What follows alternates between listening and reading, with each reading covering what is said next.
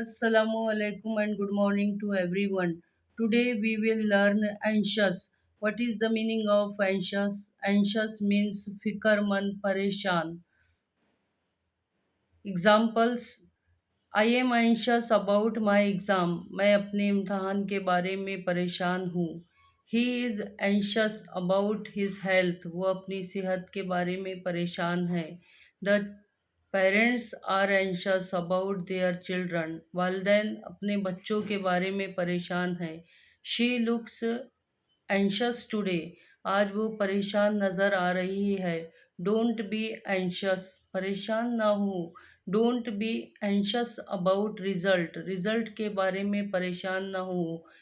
She is anxious to meet her friend. वो अपनी दोस्त से मिलने के लिए परेशान है. Like it, you can make the sentences. Thank you.